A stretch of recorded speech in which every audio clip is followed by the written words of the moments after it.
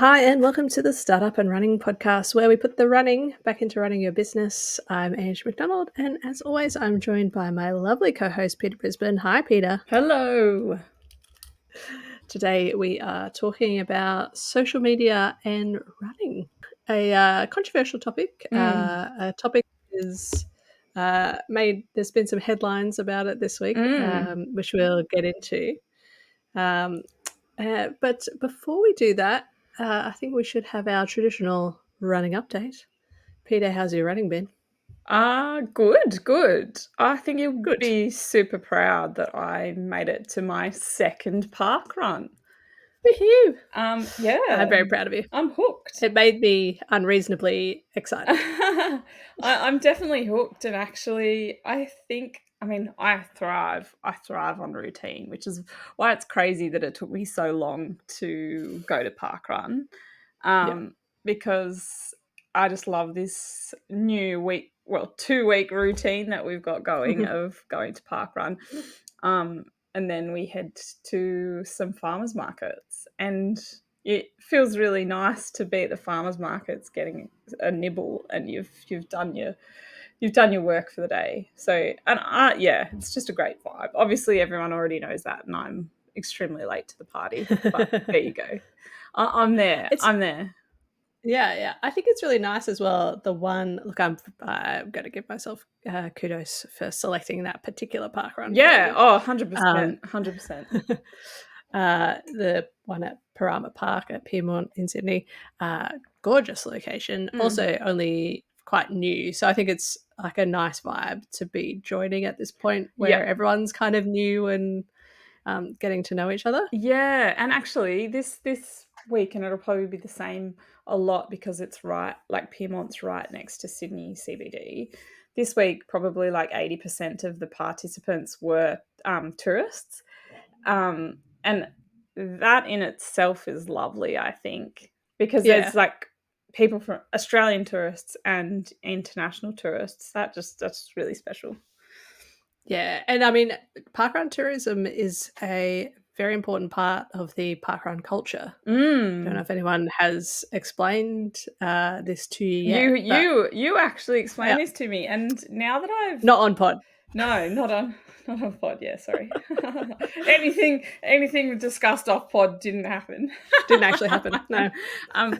I actually think now I've gotten over this like barrier that I had about actually turning up. I'll be like very much happy to go to other ones when I'm in different parts of Australia, and maybe one day different part of the world. Who knows? Absolutely.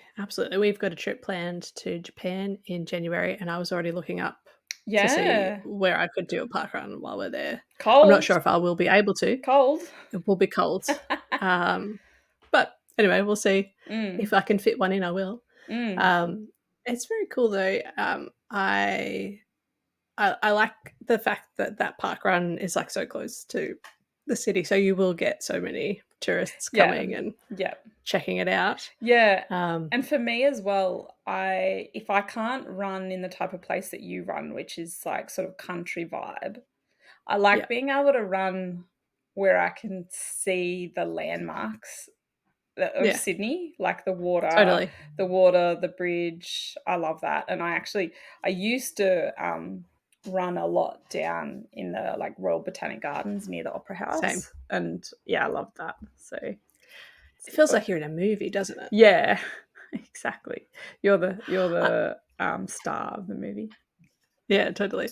When I used to live in Surrey Hills, I would run down Burke Street. This is very niche Sydney content. Yeah. And then run along the harbour at Woolloomooloo and then around Mrs. Macquarie's Chair. Yeah. And there's and in the morning it'd be awesome because the sun would be coming up and then hitting the sails of the Opera House, and then as you turn around the corner you see the Opera House and the bridge behind it. It's magical. And I'd be like, this is the vibe.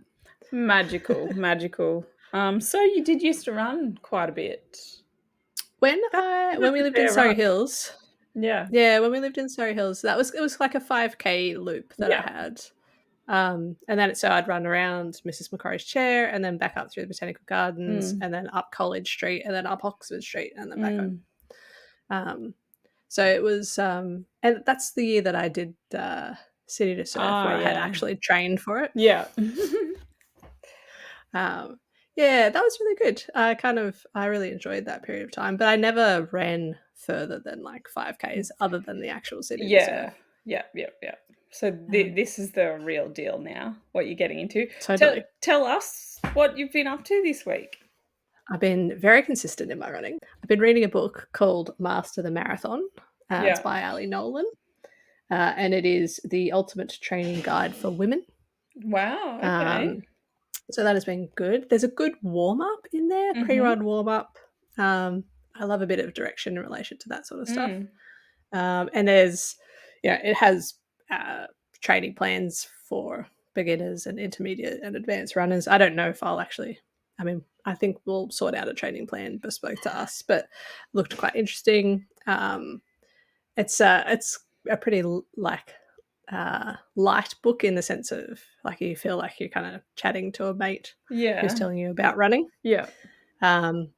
So yeah, I'm enjoying it. My one criticism at the moment is I am vegan, obviously. We spoke about it before on the podcast, and the nutrition section does not really help. So that's fine. I just have to. I actually think get some vibes for that. I actually think maybe we should spend some time talking about that in terms of like how you get, as a vegan, how you can get what you need. It would be really interesting to talk about that. I mean, because of course a lot of long distance runners, sports people are vegan, so there'd be information out there, but it's obviously much harder to find. Yeah, well, look, I've got a book called The Plant-Based Athlete, which is all about nutrition, but it is kind of directed at people who are thinking of transitioning. That's kind of the vibe of the book. There's also I've read a bunch of books about it. There's also the meat. I think the same guy wrote Meat Free Runner or something along those lines. Anyway, there is quite a bit of content out there, but I haven't really come across anything that's like women vegan running combo. Yeah, because obviously you need very different things to what a men's body needs in terms of like energy, and we did speak about this a little bit when we had Jackie on. We had Jackie. Yeah. So that's been interesting. Let's put it on our list to talk to the people about in our marathon. Marathon prep. Absolutely. But in terms of my running, so we were lucky enough to do a seminar with Sam from Pop Running recently. And the focus of that seminar was kind of running technique. And it was a lot, for me, it was a lot about learning to activate my glutes and just my general posture while I was running. And I've been focusing on those things in my runs, and I've found that has been beneficial. Particularly the posture is something I'm definitely finding. Like prior to doing that seminar with Sam, I probably wasn't really using my abs to like as much as I should have been. Like I wasn't really turning them on. And same with my glutes. And so I think this is a good time to be focusing on those sorts of things while I'm absolutely. This is about building your best technique. And obviously we're going to have an episode from Sam coming up in the next few weeks. And he does talk a bit about this, but I think the things that I learned when I went through this previously and from our session is like your abs, glutes, and your hip tilt. If you sort of understand how those three things work together, and you can get the tilt right, and then have both the glutes and the ab firing, you're just going to be so much better off. And actually, this Absolutely. morning I did my normal commuter run to work, and I had like extra things in my backpack today, extra lunch stuff for the week, and so my Yep. bag was a lot more heavy than it normally was, Mm, and the run was so hard. It was so yeah. hard, and I had to keep reminding myself, hip tilt, turn the glutes on. And then when I would do that, it was so much easier for me to fire up the hills. Yeah. Even though I was so tired. I mean, your Yes. glutes hurt, but being able to propel yourself is so much easier when your glutes are firing. Yeah. Yeah. I also think coming from my taekwondo background that my quads and my hamstrings are pretty like strong Mm.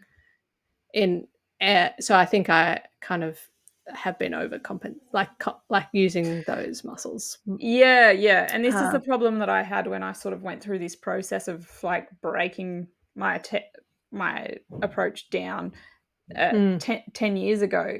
Same thing, like my quads were strong, but then mm, that somehow meant that like my calves took a lot of, sure. but Okay. just it's because of the way that I was like where I was lifting my legs. Yeah, Yeah. super Yeah. complex, but I also feel like there's some small things that you can sort of um, link your brain into with what's happening in your body to make some like really positive change. Yeah. For me, it was mostly just been like awareness of these things. So, like I've been very aware of what those three things, Mm, abs and glutes and tilt, yeah, pelvic tilt. yeah, pelvic Um, tilt. so that's been good, and I've been running a good amount of Ks, which has been nice. Mm, Um, Getting out there, and I did a strength. You'd be proud of me. I did the strength amazing. session yesterday, I love it. But then, so like, the it's all good happening. thing is, though, if you're really much more conscious about your abs and glutes within the run, you're actually strengthening them. The most Yeah, important muscles for running, you're strengthening them while you're running if you're actively firing them. yeah. Yeah, and I think that the two doing the kind of little exercise routine that I have, which is not, I mean, it's like 20 minutes if I do like two sets of, like two circuits of Mm, these exercises. So I think if I do those and I'm aware while I'm running, then I'm going to see like totally. fast benefits. Yeah. Also, my knee does when I'm running more kilometers, my knee tends to play up a bit, Yeah. which is a good motivation to make sure I've got this stuff because that is definitely linked to kind of not very strong glutes or not Mm, using the glutes. yeah. Yeah. But Um, and you've got to watch that. You've got to watch it because you may need to go to the physio and like relieve some pressure so that then you're mm, sort of starting from a better base with all that strengthening stuff. yeah, and I've been doing some foam rolling as well and just some Oh, stretching and stuff, oh my mate. God. You the golden student. Gold stars It's all around. it's almost like I have a new mindset about it, and I'm using a journal to help Oh me my focus gosh, these things. yes. Anyway, we'll talk about that another time. Yes. Um, Oh, but like look, a little, uh, yeah, a little little nugget nugget of dropping there some potential stuff coming up. coming up. Absolutely. But no, I'm just really enjoying my running at the moment, and my park running and my little running group that I've been Love joining it. on a Thursday morning. I did see a snake this Oh week, but my also the snake gosh. was dead. Oh my So gosh. you know, Okay, okay. Ugh. but I didn't. First of all, I didn't realize it was a snake. Then I did realize it was a snake. I didn't realize it was dead, and then I did realize it was dead. So it was a roller coaster. I went us God, this is another tangent, but it's very relevant to this. Sure. When I was in the Northern Territory, we were in our camper van with our dog traveling around Australia. In the Northern Territory, went running from the campsite with my dog, going actually try when I first started trying to get back into running after burnout. I literally ran over the top of a snake and like literally luckily my feet landed on either Like side of skipped it. it. Yeah. I didn't realize, and like, thank goodness neither me or my dog got a Yes. yeah. I freaked out then, and then I was like, I don't know how to get back. But I just ran a few more kilometers, and then when I came back, it was gone. Yeah. Yeah. Well, probably the snake was like, "Jesus." Yeah, Like, it's that like, was "Get out." bold. It was getting out the way too. It's Yeah. like, "Jesus." Yeah, yeah, yeah. Yeah. Yeah, look, Oh, running in yeah. Australia in summer, this is, Yeah, what you have to deal with. yeah. Um, Mine was a red belly black snake, but it was a Oh, baby. oh, I okay. know, full on. Yeah, mm, Oh, also, it was dead. yeah. Um, yeah. I can confirm the one I ran over was not dead, but look, I'm Yeah. here, nothing happened, so thank goodness. It does, our park run, can have snakes, but I'm always in the middle of the pack, so, There's it's never enough an issue for me. because the thing that you need for snakes is stomping, so Oh, yeah. It's that's never a problem by the yeah, time I'm running yeah, around. yeah, Yeah. yeah.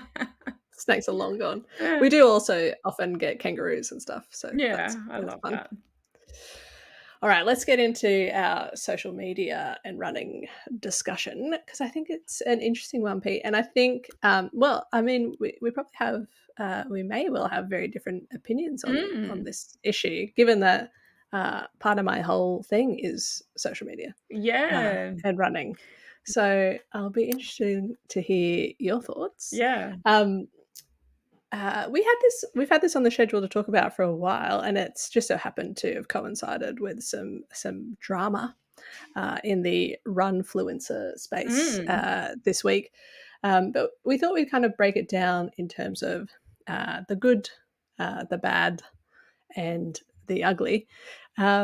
So for me, um, I love social media in terms of, um, for one thing, it is part of my business, mm, but also I have curated my feed these days. So most of the time when I go onto Instagram, I just get very motivational running people, yeah, uh, and like of all different shapes and sizes. mm, Um, and different backgrounds, and I find that hugely motivating yeah. and supportive. But I know that's not necessarily everyone's experience. What's your kind of? Let's start with the good, and then we'll get into the drama. Yeah. I think the good for me, as someone who is, like, self-confessed, I've talked about it on the podcast before, like, I don't generally run with people, and, like, in terms of my training, it's quite, isolated is the wrong word because that makes it sound negative, but Private. it's private, yeah, yeah. And I actually think the good about social media and running is that I have been able to sort of see a whole world of the running community, without having to, like, join a run club or, have friends that are running and stuff like that. Like, it almost makes me it makes me feel like I'm a part of something without having to do that in a way that, like, I don't get um, enjoyment out of. And I Yeah, think that's super positive, super positive. And the other thing is, the thing is, I have arguments for the opposite way of everything I'm going to say. But the thing you said so about you should be a runners, lawyer, mate. the thing you said about runners of all different shapes and sizes, that's actually what I really, really love about social media and running, um, because I think it has enabled people who might have a slightly different body type or who run slower, to have a platform to talk about that. Mm. But I'm desperate to get into some negatives, but I don't want to go there too soon. But Well, that's what I do like, and you can actually find people who are similar to you, and you can connect with their journey and why they're doing yeah, it, and that's what I really love. And like yeah, you say about curating your feed, I do think that's important, and if you get that right, it can be hugely motivational.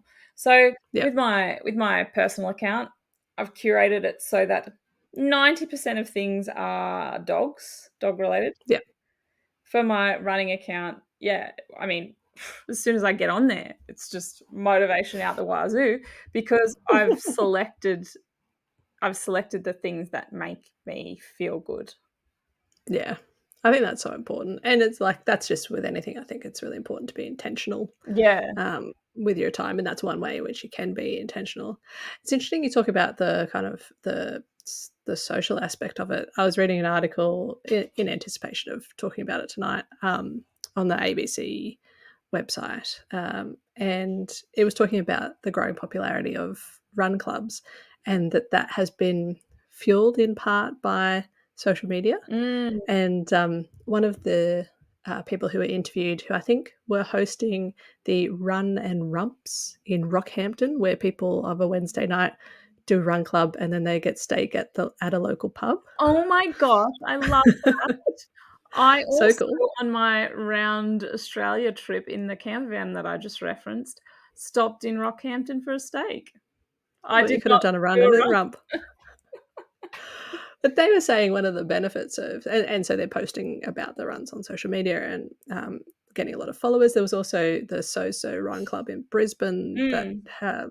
has gotten hugely popular. I think they had like 500 people run Wow. at their run club. But like you can watch the videos and get a feel for what it's like before you go along. So you can be like, oh, yeah, that seems cool. Yeah, Or I like like those people seem fun. Yeah, without that. And yeah, we've spoken about it, the kind of hesitation that you can have with going along and to something new, and that yeah, like how particularly fast as are an they gonna adult. run? Yeah, How many people are gonna be there? Are they all gonna be friends? Like, yeah. Yeah. yeah. So I think that is a really good benefit, and I think like similar thing with parkrun, Mm. having that community, and being able to see what it looks like when you kind of see people at their local park runs. Like, oh, okay, that doesn't look too scary. Mm. Yeah. Um, the other kind of form of social media that I use in terms of running is like I'm in a few running related Facebook groups. Oh, yeah, yeah. One of them is the Slow AF run running Facebook Oh, group. I love that. Yeah, there is. So there's the Slow AF, which I think is based off. There's a book called Slow AF Running. I think it's related to the book. It's a huge, huge group, but you do sometimes, and we can talk about this in the negative section, get people who are like, "Oh my god, I'm so slow," but and then post a time that is not at all slow on any Get objective scale. out. Get out of the Yeah. group. As such, like because of this, there is an actually slow AF run club um, running group on Facebook that you can join. So that's good though. I like people kind of.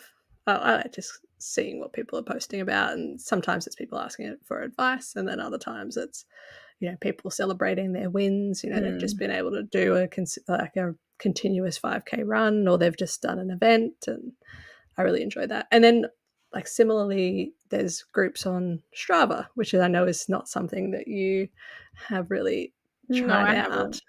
And I actually, do you know? So I actually got Strava when I first started running, and then I think Mhm. I stopped using it because I was like, I don't want people to see my times. Yeah, fair I enough. want this to be a thing that I'm doing for myself and Mhm. I, not sort of having people watch what I'm doing. I Yeah. do think that I've gotten over that a bit now. It's obviously I've got a bloody podcast. I'm telling People people know you're I'm running, mate. yeah. But that's initially why I was a bit turned off by something like Strava, and I do think that's because I just had a lot that I was working through in terms of that pressure and comparison and stuff, which Yeah. something like Strava, I guess some people could feel that. But then there's also lots of benefit, right? You're sharing Absolutely. information without having to message someone. Yeah, I mean, I like to use it because it tracks your run in a way that's like a bit different to the way in which it would be tracked just in Garmin. And it is kind of, social media for running. Yeah. I read an article recently that was talking about how people are using it for dating. Oh my Like, gosh, like runners in the same area. yeah, like Interesting. people having a shared interest and, Yeah. this sort of stuff. Yeah. Um, and I mean, shout out, we actually have a, not that Peter's a part of it, but if you wanna, follow our Strava Run Club group, there is a startup and running, group on Strava. You can find us. I mean, It's a I've new got to group. join now. Well, yeah, If one of the hosts isn't in it, she's that's just not on Strava, it's fine. that's my challenge this week.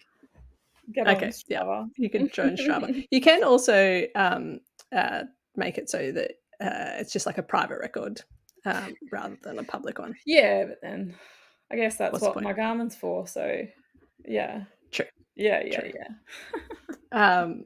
I think this is, I mean, the Strava thing might be a good place to start, um, easing into the bad stuff, because I the other article that I've read about Strava is, people paying people to run under their Strava account so that they can maintain, streaks and or like keep up appearances when they aren't able to run themselves. What? Yeah, Who thinks about it this much? Oh my gosh. And who I don't honestly, know. who has the Who has the time? energy to No. curate something like that? Yeah, I mean, obviously from my point of view, that's why I initially didn't get into Strava because I just didn't want people seeing my stuff. Mhm. Um, yeah. And that's I streaks. know. I can understand paying someone to do Duolingo because I keep failing at keeping my streak. I'm joking. I would never pay someone. I was gonna say, you're not actually learning the language if you pay someone else to do it. Well, same with running. If you're not I know. doing that, then what's the point of recording it? I know. I know. Yeah, that's Um, crazy. That's crazy. yeah, it is pretty crazy. I think the comparison, I of yourself to what others are putting out on social media is the real kind of Yeah, potential downside that you need to manage against. absolutely. Absolutely. Like, and I think that is especially an issue around times.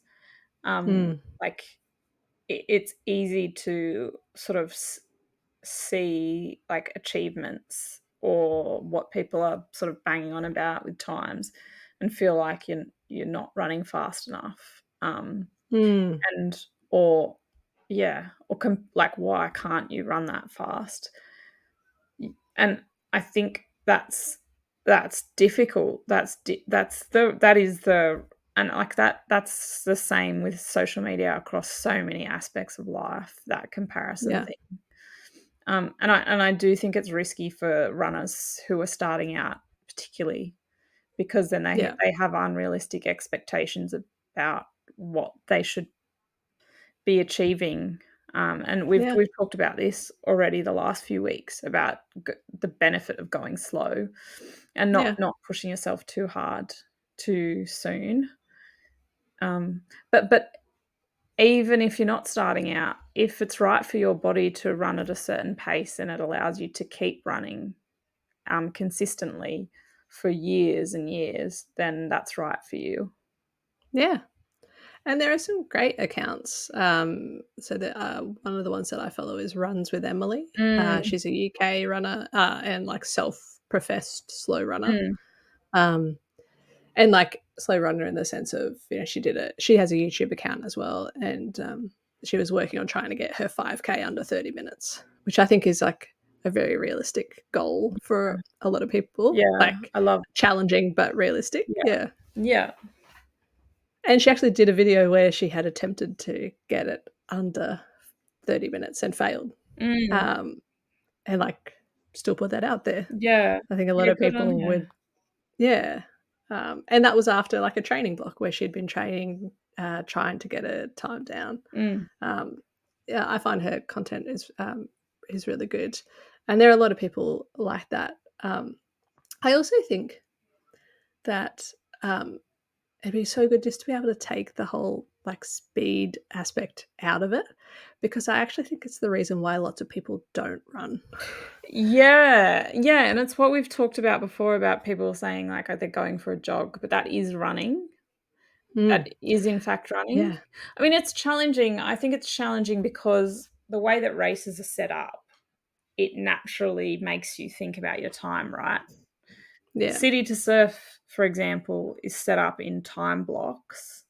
yeah, You you can't easily get into a major unless you run really yeah, fast.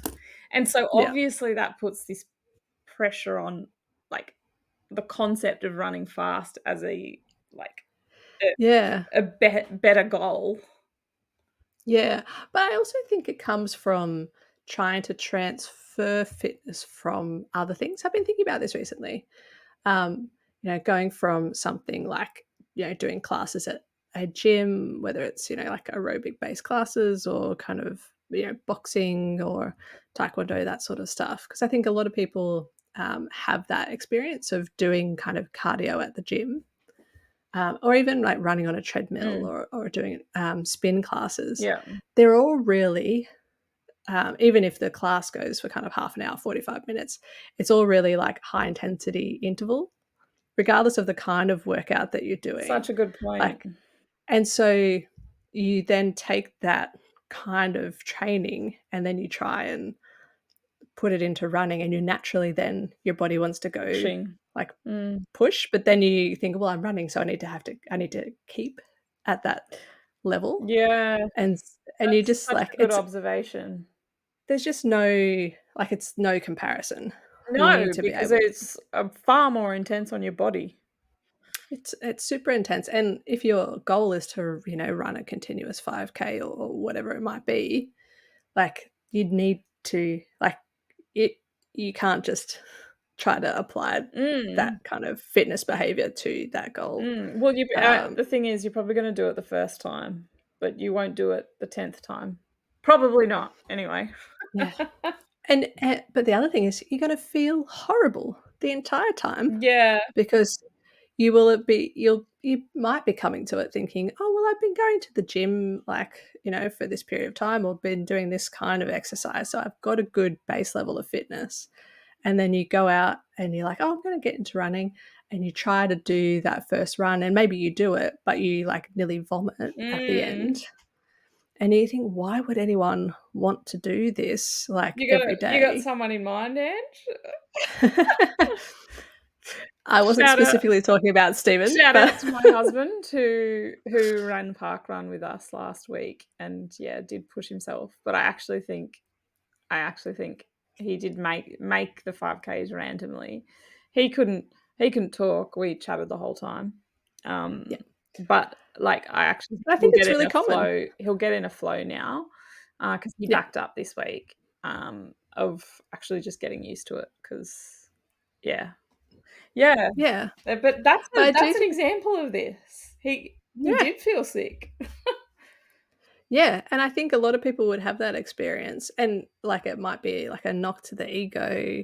It might Mm. be uh, like, "Oh, maybe, yeah, I'm not as fit as I thought I was Or because," I can't or like, run, I'm just not a I'm not a runner. runner." Yeah, Yeah, yeah, yeah. where really it's just like it's a different system, Yeah, uh, yeah, and yeah. you haven't been exercising it. Anyway, sorry, I think that was a slight tangent, but I think, Yeah, an but I mean, important that one. all comes back to the pressure around time that social media creates.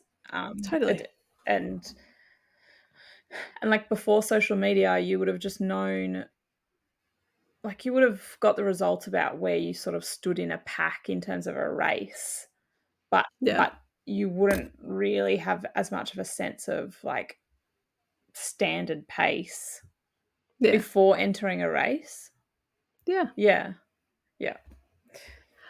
There's also, I think, the, uh, like, the unattainable, potentially, not real, version of the, like, runfluencer who has, like, the outfit, and the makeup done, and, like, has just run a 5K, but, with has the perfect amount of glisten on the Yeah, forehead. Yeah. which I think could be off-putting to people. 100%. And like I would say that issue applies with gym influencers Yeah, as or any sort of workout fitness. influencer.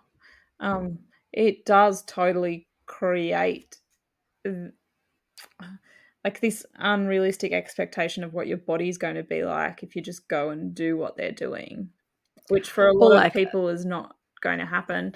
And let me tell you, I won't just be glistening after I've run no, 10 kilometers. no. Not at all. I did a 10K on Sunday, and then I went and got a coffee afterwards, like immediately afterwards. And I was trying to fill out my water bottle, and I couldn't open the lid because my hands were so sweaty. I Yeah. had to be like, may I just have a serviette so I can open up my water Oh bottle? my gosh.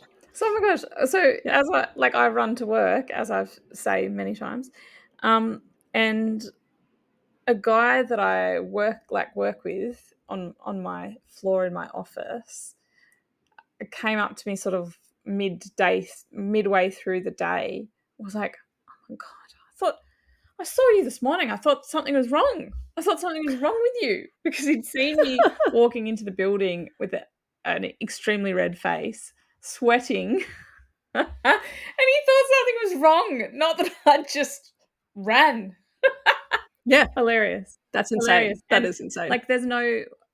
I would if I put a picture of me up on social media after having run 10Ks in the summer weather that we're Yeah, going oof. into, like, my face Yeah, is so red.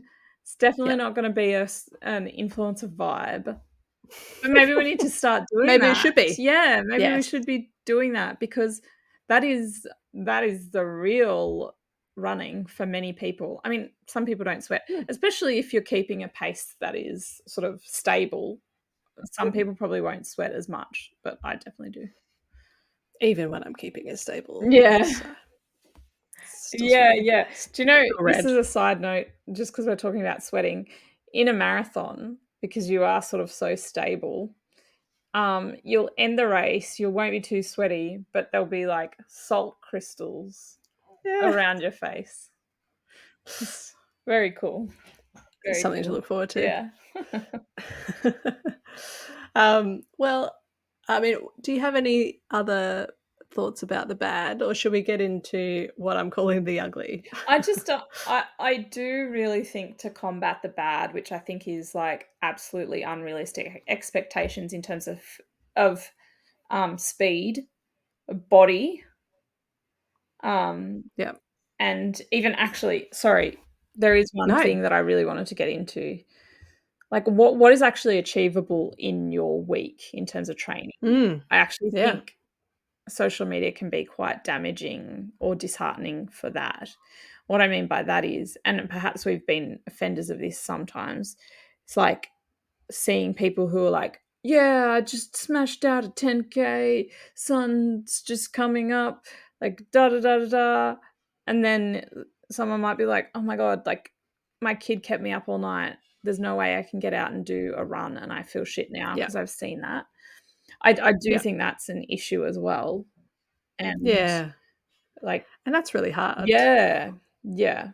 I think I that's very hard because that positive sort of curate positively curated feed that we talked about before could also sort of shoot you in the foot if you're having a bad day and you didn't get out on your run. Yeah.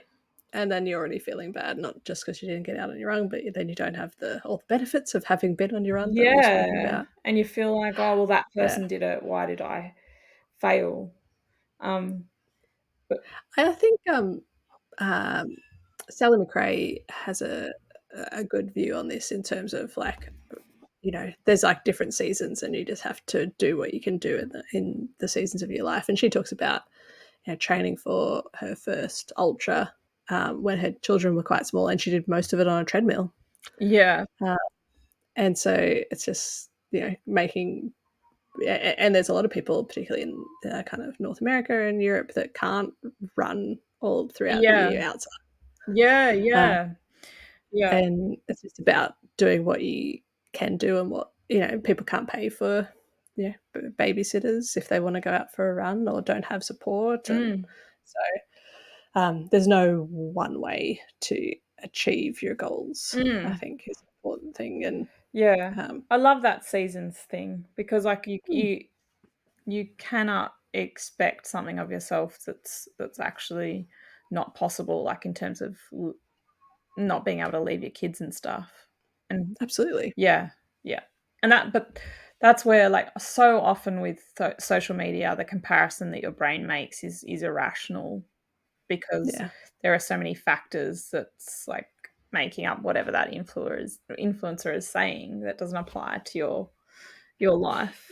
I Yeah. think really people need to just be, gentle and protective with themselves with that stuff. Yeah. Yeah, and I do think the curation thing is a big Key. part of that. Yeah, yeah. Yeah, absolutely. So, one of the reasons why social media and running influencers have been in the news this week is because one running influencer, Matt Choi, um, was disqualified from the New York City Marathon and has been banned from ever competing Mm, again by the New York City Roadrunners, who are the organization that puts on the marathon mm, indefinitely. mm, So, the reason he was banned and he was disqualified is because he was running the New York Marathon with two people on e-bikes who were filming him the entire way. mm. And this is against the rules of the marathon to have e-bikes, which seems fairly straightforward. Uh, Exactly. um, but it's caused some controversy. I think people have strong feelings either way. Um, but Peter, I can see you're I'm itching. outraged. Like, I'm absolutely outraged. Yeah, This is ridiculous. So, firstly, like, I haven't read in detail. I have no idea how he got the e-bikes onto the track. Like, I don't actually understand how that happened. yeah. Um, because Because you've run. Have you run New York? yeah. So, Yeah. Okay. New York, out of all of the ones that I've run, um, and I haven't done Boston. I assume Boston would have a similar sort of security. New York has extremely intense security, so much so that you have to get up so early to Mm, get transport to the start line. Um, uh, by a certain time so that they can perform all the security checks. And you have to sort of wait in your corral areas and everything. Like, it's extremely intense, and I do not understand how the e-bikes even managed to get into the track because mm, they certainly could not have been there from the start line. I'm sure. yeah. No, Um, I think that's probably right. and so they must have, like, snuck onto the track at a certain point after the start line. But I was reading some comments on a Runner's World post about this, and, like, someone mentioned this security thing, and it's absolutely true. Like, it everyone has gone through such significant processes to just get to the start line in a safe Mm, way, and then he does something like this for what gain? Like, honestly, it's outrageous to me and so, so selfish. yeah, I agree. I think um, like it's just stupid Yeah, uh, yeah, to think that it's appropriate for people to be riding amongst people who are trying to run a marathon, and not just riding bikes, but obviously riding bikes and filming, so they're not paying attention to what they're doing, they're paying attention to filming you. it's Um, just the it's most surprising though it was in bizarre thing, and do you know what's crazy? He actually, like, finished the race. yeah, He finished the race. It I is don't know how simply that because of these the guys weren't taken out. uproar Yeah, that he then got the, did not qualify. disqualification. Yeah, and, um, so, yes, I was reading quite a lot of comments on this Runner's World post, and one of them sort of said, oh, everyone needs to chill. He was bringing like such a great vibe on the day. Like, what harm did he do? Everyone needs to just chill out. Mm. And then everyone else jumped on top of this person saying it's actually a safety concern. So Yeah. apparently he injured a runner who then didn't finish. Right. Yeah. Right. Yeah. Um, and yeah, that's just outrageous. Like for a marathon major that people have like just busted their asses to get to, I Yeah. think it's just so selfish. And for what? Like more followers, more money. Yeah. Yeah. The for what thing is the thing that I find interesting, because I think that this is a very calculated 100. media stunt. I agree with you. I agree with I you. don't. I think he knew that there was a chance he could get disqualified, Mhm. and he didn't care because either he did get disqualified, and then it's a media storm, Yeah. or he doesn't, and he gets great footage. Mm. Um, so he has apologized. Mm. He has an apology video on his account. If you Yeah. want to go look at it, it has 1.4 million views. Uh, he has a video on his account using the footage that was taken by the people on the ebooks of him running the New York City Marathon, and it has 1.1 million views. And the fact that those two things are sitting next to each other, I think, shows that the apology is um, uh, not necessarily genuine. I think if you were genuinely sorry for having done it, you wouldn't be using the footage that you took to show um, you running the New York City Marathon. Um, I think more people now know the name Matt Choi than knew the Exactly. name last I week. didn't know him. And to be honest, Yeah, I probably yeah, wouldn't have like he wouldn't have been in my curated feed because I don't think I'd go for his vibe. Like, I I actually was aware of him because he did Leadville 100 this year, and I've watched a video um, of his Leadville run. The thing is, he doesn't like he first and foremost is a content creator, yeah. um, and I think that's what people probably. I think that's the explanation for why he thought this was fine, and um, why he didn't think about the safety of other people because he's solely interested in the content that he's creating. And sorry, a content creator beyond running No, or I a mean his running content is content? about Yeah, running, yeah. but He's a like content creator yeah, over he like everything. over everything else, he's a Yeah. content creator. And when you do things like ultras, right? There's first of all, there's like fewer people, but most. I mean, I say this as someone who's watched many of these videos. Um, like people are going with like crews, and the crews are not just crews of to like help fuel you and supply give you supplies, etc. There's like they will have like film crews or like content creator crews with them. So I think maybe part of it has been like a lack of translation from that context where you're like out in the middle of nowhere. I just can't Um, describe how absolutely inappropriate it is to have even thought about that. Like the yeah, security, the volume of people. So this year, yeah, New York was the biggest marathon ever. 55,000. I ca and the person who said, "Oh, what harm did he do?" and like he brought a good vibe. Sorry, New York City Marathon is the funnest marathon in terms of the, like, audience The vibe. participation.